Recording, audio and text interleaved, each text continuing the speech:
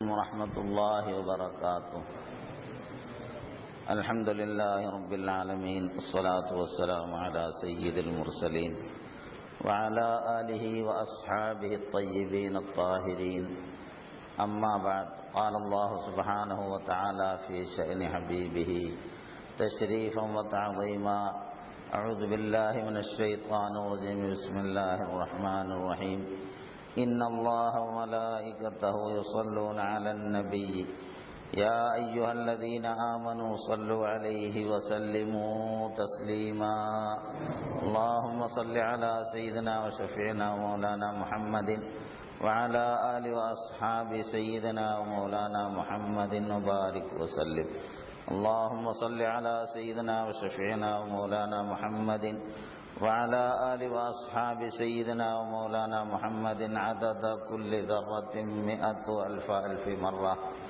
اللهم صل على سيدنا وشفيعنا ومولانا محمد وعلى آل وأصحاب سيدنا ومولانا محمد النبي الأمي الذي قرنت البركة بذاته ومحياه وتعطرت العوالم بذكره ورياه.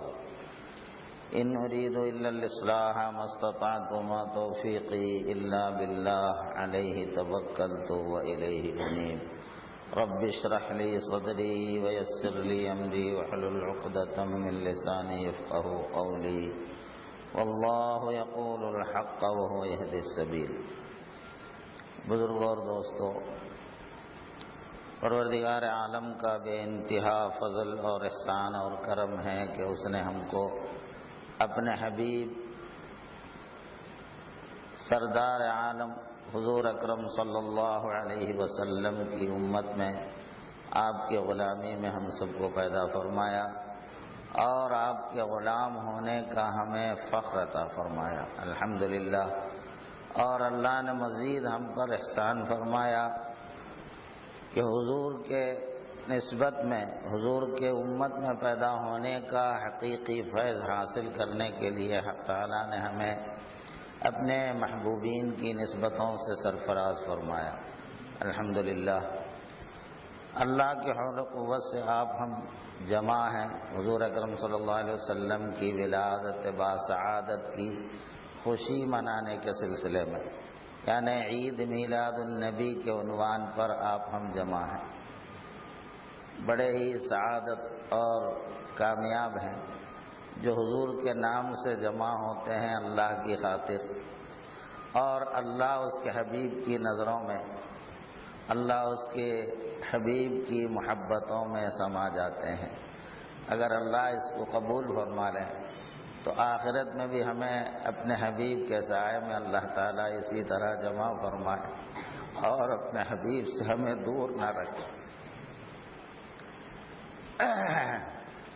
حضور کی ولادت با سعادت کی خوشی میں نذرانہ پیش کرنا ہم میں سے کسی کی بس کی بات نہیں ہے.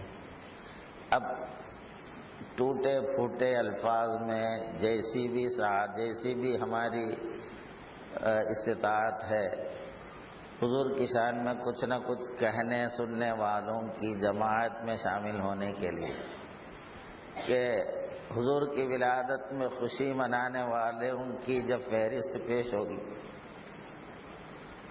تو اس میں ہم غلام بھی آ جائے، اس لیے کہنے سننے کی ہم جرأت کر رہے ہیں.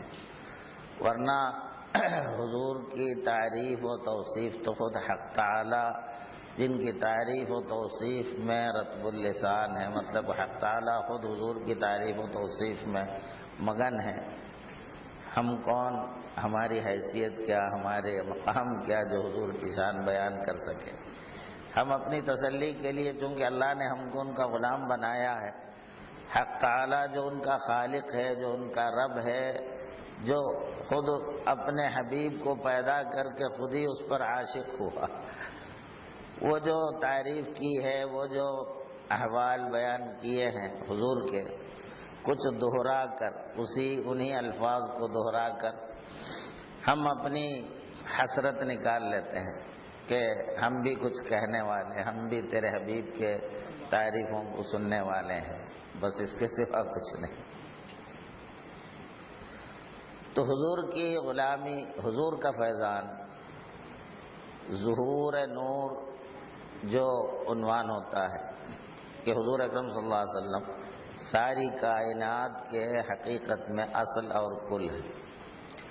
ساری کائنات کو اللہ نے آپ ہی کے وسیلے سے، آپ ہی کے واسطے سے، آپ کی ہی وجہ سے پیدا فرمایا، جس کو آپ ہم ہمیشہ سنتے ہیں، کوئی نئی بات نہیں ہے اہل سنت والجماعت کے لیے۔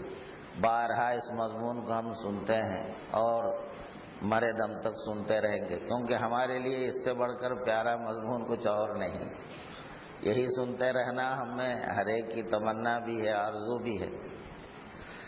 تو حضور اللہ تعالیٰ جو سرکار کے خالق ہیں، اپنی شان میں یہ ارشاد فرمایا الحمدللہ رب العالمین، سارے عالم کا اللہ رب ہے۔ اور اپنے حبیب کے بارے میں فرمایا وما ارسلناک الا رحمۃ للعالمین، سارے عالم کی ہم نے آپ کو صرف رحمت بنا کر ہی بھیجا ہے۔ تو سارے عالم کی آپ رحمت ہیں اور اللہ تعالی رب ہیں۔ عالم کو اللہ کی ربوبیت کا فیض بواسطہ رحمت عالم کے حاصل ہوتا ہے، ملتا ہے۔ تو ہم تو عالم کے ایک ایک ذرات میں ہم بھی شامل ہیں، تو ہم جو موجود ہیں یہ حضور کے صدقے سے ہے۔ تو حضور کا کرم ہم پر، بلکہ ہر شے پر یہ کہ کوئی بھی شے اس عالم میں اگر قائم ہے، باقی ہے، تو وہ صدقہ ہے محمد الرسول اللہ صلی اللہ علیہ وسلم۔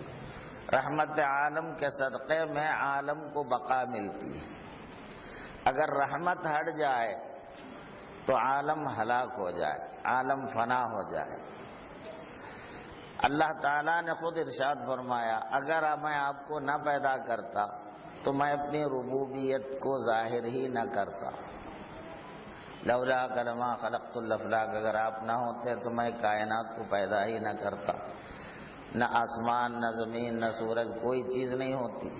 تو آپ ہم جو اس وقت ہیں، سانس لے رہے ہیں، وہ فی الحقیقت وہ صدقہ ہے نور محمدی صلی اللہ علیہ وسلم کا، جس کے کرم سے آج ہم زندہ ہیں، سانس لے رہے ہیں۔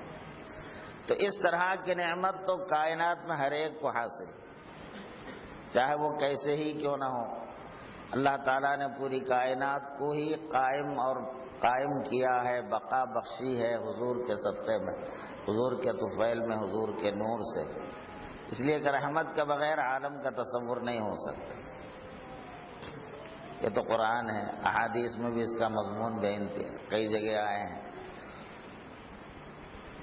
مگر ایمان والوں کے لیے حضور کا جو خصوصی فیضان ہے، وہ حق تعالیٰ قرآن مجید میں اس کے بارے میں احسان جتلاتے ہوئے ارشاد فرماتے ہیں کہ میں نے ایمان والوں پر بہت بڑا احسان کیا ہے کہ انہی میں سے ایک رسول کو ہم نے اٹھایا ہے۔ تو ایمان والوں پر، حالانکہ پوری کائنات آپ کی وجہ سے ہے، کائنات کا ذرہ ذرہ قائم اور باقی ہے تو حضور کے صدقے میں۔ اللہ نے آپ کو اس طرح بنایا، بے مثل بنایا۔ اللہ لا وحدہ لا شریک لہ، اللہ کی شان ہے۔ تو اللہ نے اپنے حبیب کو بھی لا شریک اور بے مثل بنایا ہے۔ اللہ تعالیٰ بے مثل ہے، لا شریک ہے اپنے آپ سے، اور حضور اکرم صلی اللہ علیہ وسلم بے مثل لا شریک، اللہ نے آپ کو ایسا بنایا ہے۔ تو آپ اللہ کے بنانے سے ہے، اللہ اپنے آپ سے ہے۔ اور حق تعالیٰ کے کمالات کی جلوہ گری حضور کی ذات میں جس قدر ہے، کائنات میں کسی اور میں اس طرح حق تعالیٰ کے کمالات کا ظہور نہیں، بلکہ حق تعالیٰ کے کمالات کے ظہور سے ہی تو عالم قائم ہے۔ مگر وہ سارے کا سارا صدقہ ہے محمد الرسول اللہ صلی اللہ علیہ وسلم۔ آدم علیہ السلام جنت میں آپ کی شان کے لحاظ سے، نبی کی شان کے لحاظ سے جو ان سے لغزش ہوئی، حالانکہ شریعت کی زبان میں وہ کوئی گناہوں میں شامل نہیں ہوتا، مگر وہ اجتہادی غلطی، اس کی تفصیل اپنی جگہ ہے۔ تو آدم علیہ السلام کی غلطی کی بخشش کے لیے اللہ تعالیٰ کے سامنے آدم علیہ السلام نے آپ کا وسیلہ پیش فرمایا، اور ہماری ماں حضرت حوا کے لیے مہر مقرر ہوا تو آپ پر درود شریف کا تحفہ مہر مقرر ہوا۔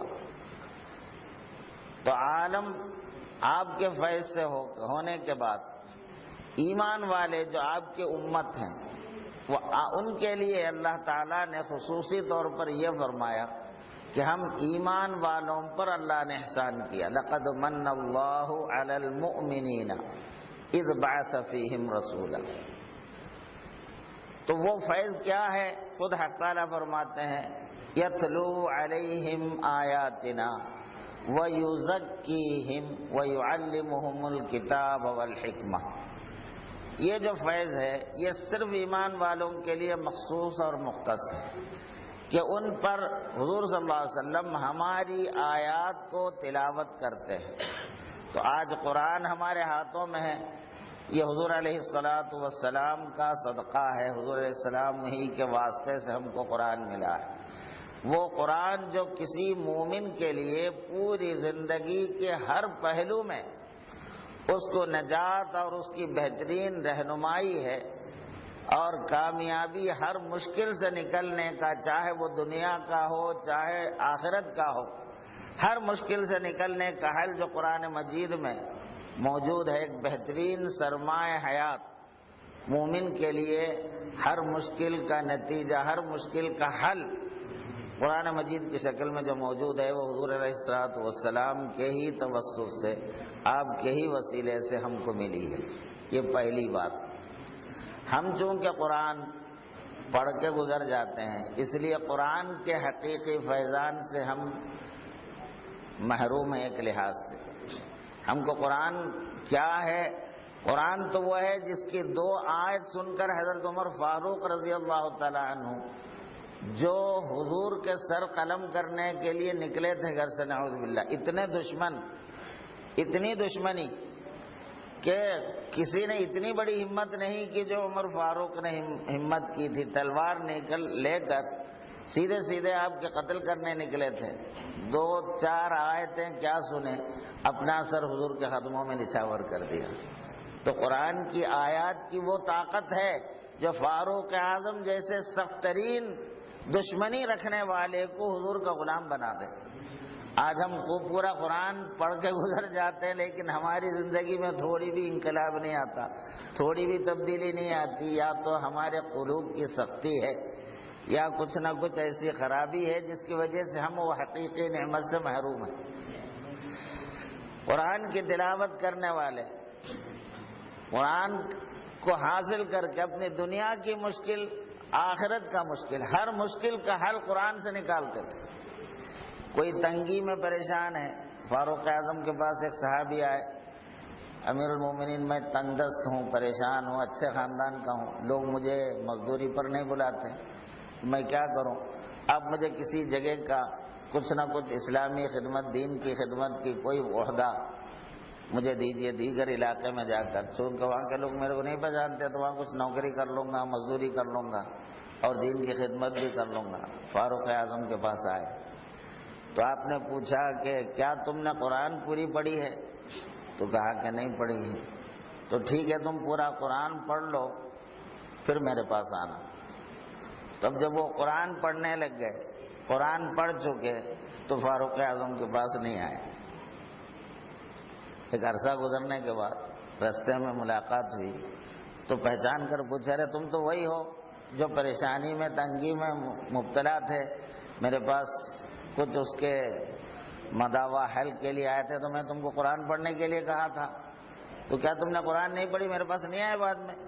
تو کہا کہ میں قرآن تو پڑھا، لیکن قرآن پڑھنے کے بعد اب مجھے آپ کی ضرورت نہیں رہی۔ تو پوچھا کیوں؟ ایک آیت ایسی ملی کہ میری دنیا و دین سارے مشکلوں کا حل مجھے مل گیا، اب مجھے کسی کی ضرورت نہیں رہی، اس لیے میں آپ کے پاس نہیں آیا۔ تو قرآن ایسا پڑھتے تھے صحابہ، ہم کیا پڑھتے؟ ہم تو مشکل ہوا، مصیبت ہوئی تو ادھر ادھر بھٹکتے رہتے ہیں۔ قرآن میں تلاشی نہیں کرتے، قرآن میں تو ڈھونڈنا ہمارے کو آتا ہی نہیں ہے۔ تو قرآن اس طرح، قرآن وہ نعمت ہے کہ ایک